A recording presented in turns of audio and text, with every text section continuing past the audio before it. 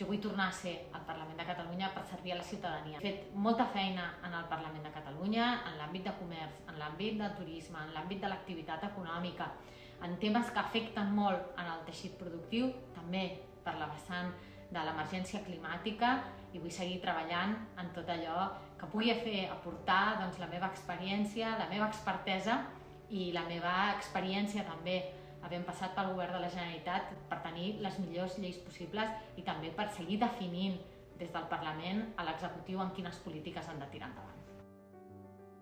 Som independentistes perquè volem un país millor. Sabem que podem tenir un país millor, sabem que podem tenir un país lliure, sabem que podem tenir un país democràtic i sobretot sabem que podem tenir un país que realment tingui unes institucions al servei de les persones. Barcelona no pot ser la capital internacional que ens mereixem tots si no està lligada a la seva àrea metropolitana. I el poder de la nostra capital té a veure amb el poder del nostre país i a l'inrevés.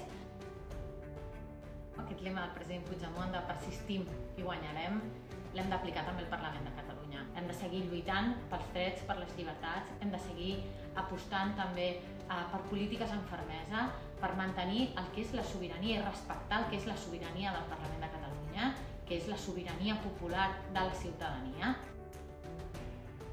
No ens val seguir aprovant coses, seguir fent veure que apalanquem govern, seguir aprovant temes a Madrid si no hi ha una amnistia per tots els represaliats. No només pels presos i per les preses polítiques, que és la cara més dura d'aquesta repressió, juntament amb l'exili, sinó per gairebé 3.000 persones que estan represaliades ara mateix a Catalunya i pel reconeixement i l'exercici del dret a l'autodeterminació. Em torno a presentar perquè tinc moltes ganes de seguir ajudant el país, de seguir servint, seguir treballant pel país, pel president Puigdemont i per la Laura Borràs.